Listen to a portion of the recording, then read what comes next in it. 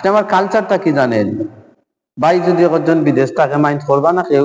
ভাই যদি একজন বিদেশ থাকে আমরা চিন্তা করি যে ভাই তো বিদেশ আছে আর আমি কাম করে গিতা করতাম, আমার কাম করার দরকার নাই। আমার ভাই বিদেশ থেকে দিবা, আমি ব্যবসা করবো, এটা কিরকম হয়? আমার প্রেস্টিজও ধরবো, আমার সম্মান আঘাত হয়ে যাব না, এটা আপনি আমি করতাম না। আপনি আমি চিন্তা করবো যে 10 লাখ 20 লাখ টাকা কইয়া বিদেশ যাওয়ার চিন্তা, অথচ দেখো বিদেশ গিয়ে সুইপারি করেন নানি, বিদেশ গিয়া দেখো ফরার কাম করে। এর কারণে বিদেশিরা যারা আছেন, বিদেশ যারা গেছে এরা মিসকিন, এরা কিতা আরবি বলতে কিতা মিসকিন কয়, মিসকিন মিসকিন, আল্লাহ মিসকিন। আমি তো তা বুঝি না আরবি ভাষা। যাই হোক, আমি যতটুকু জানি 20 লাখ টাকা 10 লাখ টাকা খরচ করিয়া প্রবাসে যাইবা, আপনি ফরার গোলামি করবা, আপনারে কইব মিসকিন। আপনি আমার মাইন্ড পরিবর্তন করতে হইব। যদি আপনি আমি 10 লাখ না 5 লাখ টাকা যদি দিয়া আপনি আমি একটা ব্যবসা করতাম পারি, আল্লাহ নবী কইরে ব্যবসার মধ্যে 90% বরকত থাকে, এটার মধ্যে সাফল্য।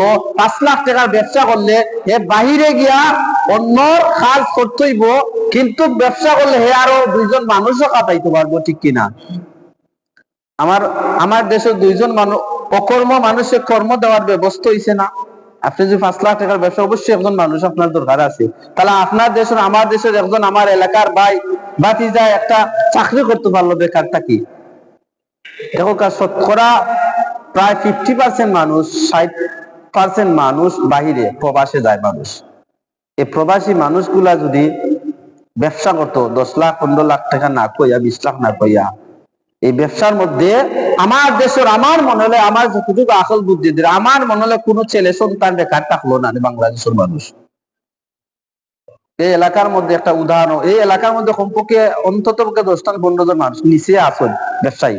তাহলে এই এলাকার 10 জন মানুষে যদি ব্যবসায়ী করতে 5 লাখ টাকা করে বিদেশ গিয়া যায়, এই 5 লাখ টাকা করে ব্যবসা করতে এলাকার আরো 10 জন মানুষে 20 জন মানুষে তার ব্যবসার মধ্যে জড়িত করতে পারলো না, তাহলে আমার এলাকার আর 10 জন মানুষ বেকার তো বাঁচলো না, চাকরি পাইলো না।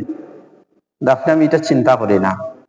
আপনি আমি ব্যবসাটার এত নিষ্পর্যায় নিচে, আপনি আমি ব্যবসাটারে ব্যবসা মনে করি না। চিন্তা মায়ের মাইন্ড পরিবর্তন করতে হইব, মাইন্ড আপনি আমি পরিবর্তন করতে হইব যে আল্লাহ ব্যবসারে হালাল করে দিচ্ছেন, সুদ ঘুষরে হারাম করে দিচ্ছেন, ব্যবসার দ্বারা চিন্তা করতাম আপনি আমি। আমরা চিন্তা করে কিতা জানো, ওদের একটা কথা মানছে নাচতে না পারলে উঠান তেরা, ব্যবসা মারিয়া টাকা পয়সা এটা এখানে করা যায় না, টাকা সেভই না।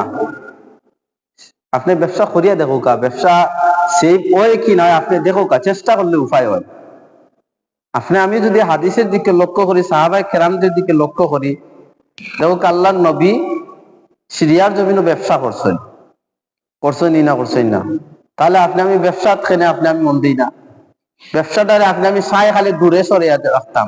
দেখো বাংলাদেশে এমন কোম্পানি হল আছে, বড় বড় কোম্পানি হল আছে, তারা শুধু আইডিয়া দিয়া কোটি কোটি টাকা তারা ইনকাম করে। আইডিয়া, শুধু আইডিয়া দিয়া, একটা প্রোডাক্টের আইডিয়া দিয়ে শুধু কোটি কোটি টাকায় বসে ইনকাম করে, তার কোনো হাত দেওয়া লাগে না, তার কর্মচারী খাটায়, শুধু আইডিয়া দিয়ে কোটি কোটি টাকা সে ইনকাম করে।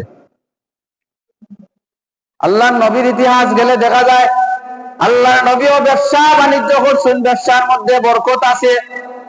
আল্লাহ নবী যখন আল্লাহ তাআলা জানাই দিয়েছেন ওয়া হাল্লাল্লাহুল বাইয়া ওয়া হারামা রিবা, আমার বান্দারা তোমরা ব্যবসা বাণিজ্য করো, আমি আল্লাহ রব্বুল আলামিন ব্যবসার মধ্যে 90% বরকত দিছি। ব্যবসার মধ্যে আমি আল্লাহ তাআলা বরকত দিছি, মান দিছি, সম্মান দিছি। দেখো একজন ব্যবসায়ী যদি ব্যবসার কেসের মধ্যে বয়, যত বড় কোটিপতি হয় না কেনে, সে গিয়া সর্বপ্রথমে সালাম দিয়ে আসসালামু আলাইকুম। তাহলে ব্যবসায় তারে সালাম দিছে কি, সম্মান দিছে কি? দিছে না। আপনি আমি কিতা পারি, সর্বপ্রথম গিয়ে কেসে যাবো আর তারে আমরা সালাম দেই না নি? সালাম দেই নাই। তাহলে ব্যবসায় তারে সম্মান দিছি নি না? দিছে না। আল্লাহ নবী ব্যবসা করছেন, আম্মা জান খাদিজাতুল কুবরা রাদিয়াল্লাহু তাআলা আনহা ব্যবসা করছেন, বিশাল বড় ব্যবসায়ী ছিলেন, বিশাল বড় বেড়ার ফাল ছিল, ছাগলের ফাল ছিল। আম্মা জান আয়েশা সিদ্দিকা রাদিয়াল্লাহু তাআলা আনহুর ছাগল যখন আমার প্রিয় নবীজি চড়াইতেন, অন্যান্য লোকরা যখন ছাগল চড়াইতো, ছাগল যখন ছাড়তো, ছাগল ছাড়ার সঙ্গে সঙ্গে পিছনে একটা সামনের দিকে চতুর্থ দিকে ছাগলরা ছড়াইয়া পড়ে। যখন আমার প্রিয় নবীজি সাল্লাল্লাহু আলাইহি সাল্লাম আম্মাজান খাদিজাতুল কুবরা রাদিয়াল্লাহু তাআলা আনহার ছাগল চড়ানি শুরু করলেন। একটা বালা হাওয়া ছিল খাদিজার, ওই বালা হাওয়াতে বসিয়া দেখতে যে আল্লাহ রসুলের যখন ছাগল ছাড়তা, একটা ছাগল নবীজির আগে যাইতো না, প্রত্যেকটা ছাগল নবীজির পিছন পিছন যাইতো। আল্লাহ নবী যখন সামনের দিকে অগ্রসর হইতেন, ছাগলরা অগ্রসর হইতো। এমন দৃশ্য দেখিয়া আম্মা জান খাদিজা নবীর প্রেমে মাতুহারা হইয়া গেছেন। হুকা সুবহানাল্লাহ, যে এ কেমন দৃশ্য! অন্য যে লোকে ছাগল চড়াইলে, ছাগল চাললে সামনে পিছনে চতুর্থ দিকে ছিটরিয়া যায়, আর মোহাম্মদের ছাগল চড়ায় যখন মোহাম্মদের আগে আর কেউ যাইতে পারে না, একটা ছাগল আগে যায় না। আল্লাহ নবী যখন ছাগল চড়াইতা, ছাগলরা আল্লাহ ছাগলের বাসা আল্লাহ নবী জানতা। ছাগলে কই, ইয়া রাসূলুল্লাহ, আপনি গাছতলার মধ্যে আপনি বিশ্রাম নেন, আমরা ছাগলরা খাইয়া আপনার সামনে উপস্থিতি দিন। সুবহানাল্লাহ। একদিন যখন আম্মাদান খাদিজা যে আল্লাহ নবীর সামনে বিশাল বড় একটা সাপ আইয়া অগ্রসর হইতেছে, হ্যাঁ বালা হওয়া তো দেখরা যে এখন তো মুহাম্মদের সাপটা খাইলি, কান অবাক হয়ে গেছেন। দেখা যায় সাপটার দ্বারে আসিয়া এইভাবে ছায়া দিতে শুরু করছে। আল্লাহ নবী চেহারা মুবারকের মধ্যে রোদ্রু পড়ছে, রোদ পড়ছে, পড়ার কারণে বিশাল বড় সাপটা আসিয়া এইভাবে ছায়া দিতেছে। ওকা সুবহানাল্লাহ। এমন দৃশ্য দেখিয়া খাদিজাতুল কুবরা রাদিয়াল্লাহু তাআলা আনহা আল্লাহ নবীর প্রেমে মাতোহারা হওয়ার পরে তান কিতা করছেন, ইসলাম গ্রহণ করছেন। করার সমস্ত সম্পদগুলা, ব্যবসা বাণিজ্য যে সম্পদগুলা আছে সবগুলা আল্লাহর রাস্তায় দিলেছেন, দান করে। হোক সুবহানাল্লাহ। তাহলে আল্লাহ নবীও ব্যবসা করছেন, হযরত আবু বকরও ব্যবসা করছেন, না উসমান গনিও ব্যবসা করছেন, বিশাল বড় বড় ব্যবসায়ী করছেন। কিন্তু আপনি আমি ব্যবসা করতে লজ্জিত হইছ।